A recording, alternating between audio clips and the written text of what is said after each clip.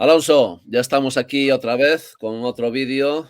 Un saludo a todos los alumnos. Sabes que en MotoGPando no tenemos seguidores, tenemos alumnos, porque la gente lo que viene aquí, aparte de entretenerse, es a adquirir conocimientos sobre este deporte, sobre MotoGP. Así que un saludo a nuestros alumnos Un y, saludo, alumnos. y nos vamos a poner con un tema interesante. ¿Qué pasa cuando das el salto de una Moto 3 a una Moto 2? ¿Qué cambios o qué habilidades y qué capacidades son importantes en Moto 3 y que cambian? ¿Qué otras nuevas habilidades y otras nuevas capacidades tienes que acabar de desarrollar para ser bueno en Moto 2? Cuando pasas de Moto 3 a Moto 2, yo creo que lo que más te impresiona es un poco la potencia y la frenada, porque es una moto que ya tiene 150 caballos, que no es relativamente, es mucho más pesada, que se notan las inercias cuando frenas, y esto es un poco lo que te sorprende en la frenada, que cuando frenas y te levantas ya sientes mucho más el viento, sientes cómo la inercia te empuja, no tiene nada que ver la reducción, cómo la tienes que hacer, encima no tienes embrague. Entonces yo creo que esto es un poco lo que más te sorprende cuando la pruebas por primera vez. Bien, has dicho que no tenéis embrague. En Moto 3 tienes que usar el embrague para reducir entonces, ¿no? Sí, efectivamente. Para subir de marcha no, pero para reducir sí. Y en Moto 2 ya solo se usa para la salida. Bien. Solo para la salida y luego ya reduces sin embrague ni nada, ¿no? Eso es pam, pam, pam, pam, rápido y...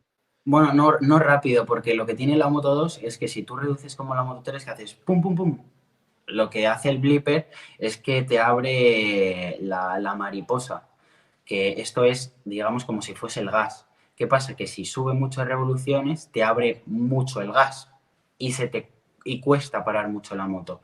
Por eso si vas a un circuito a ver Moto 2, los que van rápido reducen, bam, bam, bam, que al principio es una cosa que te cuesta mucho, porque vienes de Moto 3 que te dicen reduce lo más rápido que puedas para retener la moto lo antes posible, a Moto 2, que es totalmente lo contrario, y hay pilotos que, aun con muchos años en la categoría, no son capaces de hacerlo.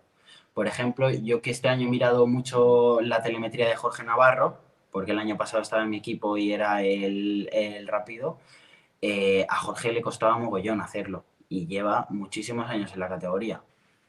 ¿Y qué hacía Jorge entonces? Reducía muy rápido, pam, Muy pam, pam, rápido. Entonces le muy costaba rápido. mucho parar la moto. Vale, vale, vale, vale. Qué Y de interesante. hecho se lo decían, o sea, que no es una cosa, porque yo tenía el equipo técnico que tiene Jorge Navarro, y se lo decían, pero no era capaz de cambiarlo. Bien, bien. ¿Y a ti te costó mucho? No, a mí siempre me ha gustado reducir lento. Bien. Bueno, pues ya sabemos una cosa a la hora de reducir, que no se usa el embrague, pero sí que hay que reducir lento para darle tiempo al motor y sobre todo al neumático, ¿no? De atrás, a que vaya ayudándole esas reducidas a frenar la moto. Bien. ¿Qué más cosas tenemos por ahí? Luego, otra cosa que también hay mucha diferencia es a la hora de salir con gas, tú con la Moto 3 lo que haces es hacer una trayectoria muy abierta para hacer mucho paso por curva, sales con la moto como no tiene potencia inclinado. ¿Y qué pasa? Que esto con la Moto 2 no lo puedes hacer. Con la Moto 2 ya tienes que buscar un poco trazadas más en pico para poner la moto recta, que te haga el menos spin posible y acelerar. ¿Qué pasa? Que aparte de hacer eso, también tenemos como mapas de gas, que tú puedes estar al 100%, pero el mapa de gas hace que a lo mejor todavía esté al 80 y tarde en subir. O sea, que hay gente que le gusta mucho más directo. A mí me gusta directo. O sea, yo lo que hago con el gas es lo que la moto hace. Ajá. Y, y hay pilotos que no, que les gusta que vaya mucho más lento.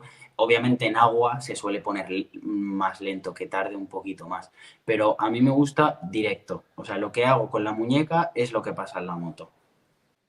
Vale, pero esto que hay un retraso entonces que tú puedes Sí, ajustar de la efectivamente. respuesta cuando tú abres gas. no... Efectivamente, efectivamente.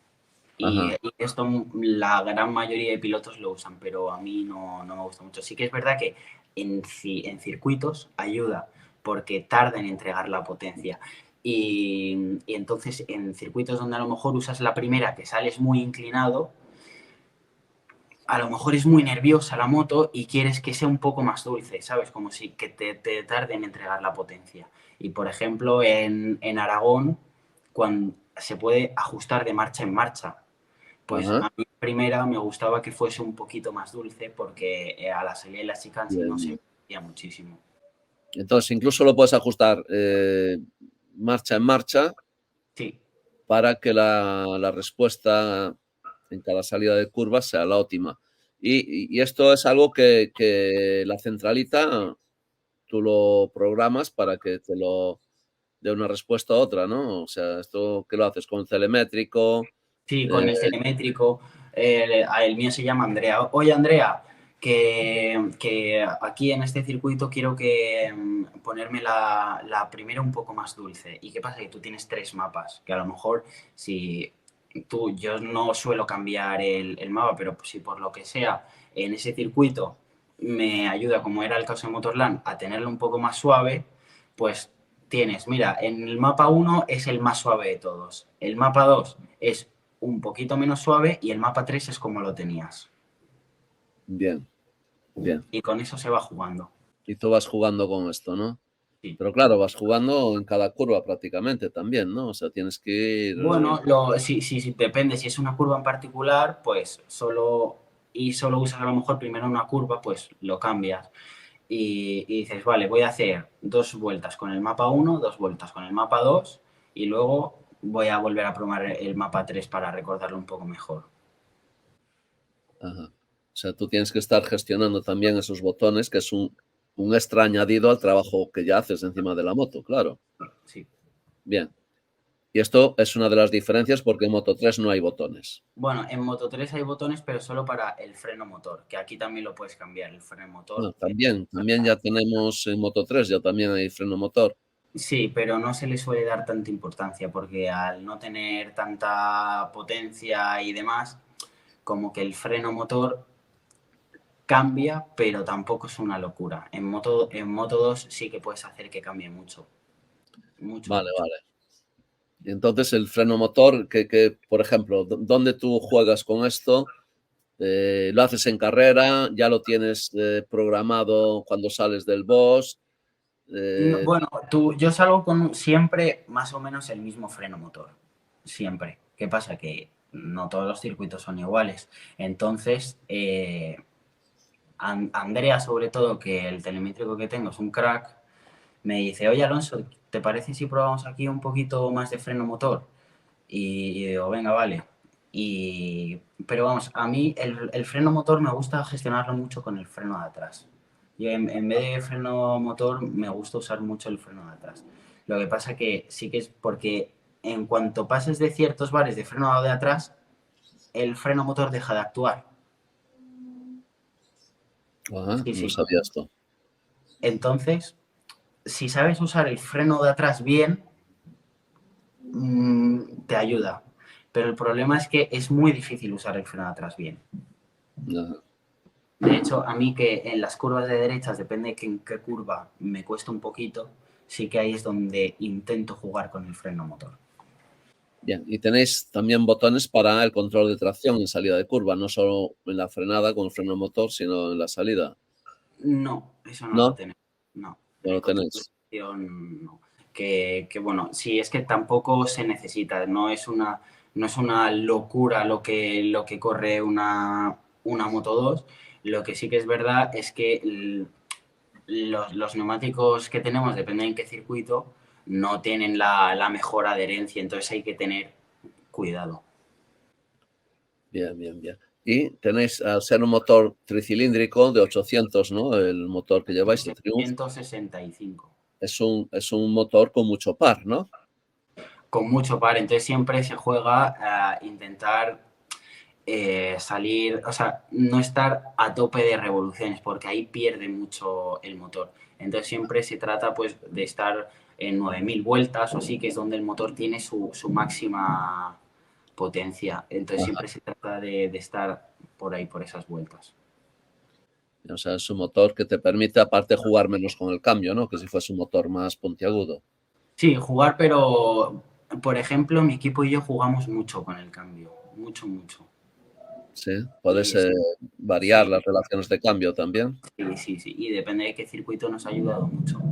Por ejemplo, en Japón, para adelantar donde yo adelantaba, si hubiese tenido el cambio de los demás, no lo podría haber hecho. O sea, que incluso para estas cosas, para preparar adelantamientos, puedes Claro, meterte en el cambio y y claro, cambiar algunos piñones.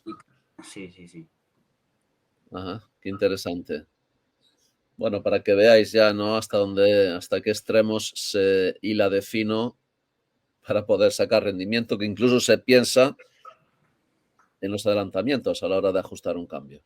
Muy interesante. Y de hecho Pasquini en Japón se dio cuenta que en la televisión y dice, Alonso López tiene un cambio diferente seguro, es imposible que adelante así y salga así de la curva. Y, y ya verás, ir al box a preguntar y de hecho fueron al box a preguntar y sí, Ah, efectivamente. ¿quién dices que se dio cuenta de esto? Pasini es que comenta muy bien las carreras. Ah, Passinia es en Italia, Sí, en la televisión italiana.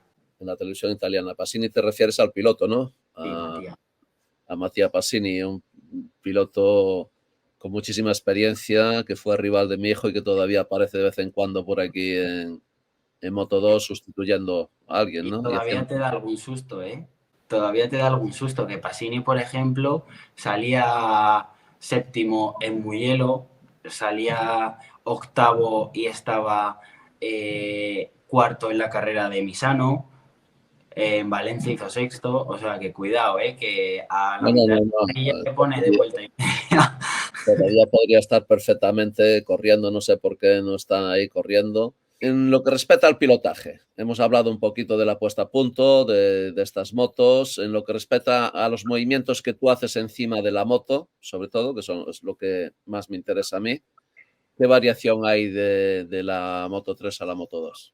Bueno, pues en la Moto 2 tienes que jugar ya, como es una moto mucho más pesada, ya tienes que jugar bastante más con el cuerpo, ayudarte, tienes que colocar la moto mucho más para la salida, no puedes estar tan inclinado frenando por la inercia que llevas, o sea, es una moto que ya requiere de un pilotaje mucho más técnico en cuanto a la Moto 3.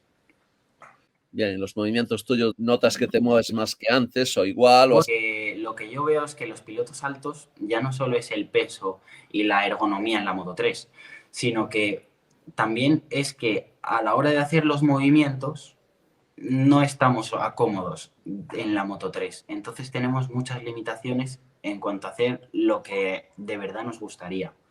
Cuando pasas a la Moto 2, ya no solo es el peso, la aerodinámica y todo, es que ya puedes hacer los movimientos que realmente quieres encima de la moto para pilotarla, para girar y demás. Si yo veo fotos mías con la Moto 3, que voy así, haciendo nada, y ahora soy uno de los pilotos que más se descuelga. Bien, a eso me refería, ¿no? También la importancia de aprender a moverte encima de una moto, de poder llegar a todas las posturas posibles que puedas hacer encima de una moto, que ya cobra más importancia en una moto más grande, más pesada. Y cuanto más pesada, más potencia y demás, más importancia tienen los movimientos encima de la moto, porque en Moto 3 tampoco te puedes descolgar mucho porque quitas aerodinámica, entonces te resta mucho en cuanto a hacer paso por curva. Entonces los pilotos, si te fijas, Guevara, que es un piloto muy finito, que no se acopla, Foya, Sergio, van muy bien en Moto 3 porque aparte de ser pequeñitos, no se salen de la moto, van muy estáticos. Y claro, si encima un piloto grande se descuelga, pues está muy limitado. Ya conocemos un poquito las diferencias que hay entre una Moto 3, una Moto 2, qué cosas hace el piloto diferente para poder ser competitivo. Y vamos a parar aquí y vamos a seguir con el último vídeo. Vamos a hablar de los rivales uno por uno, analizar los rivales de lo que ha visto Alonso López en pista de cada uno de esos rivales fuertes con los que se ha estado peleando en la pista. Creo que es un vídeo interesante. Vale, Sí, pues venga, nos despedimos aquí y adiós. seguimos.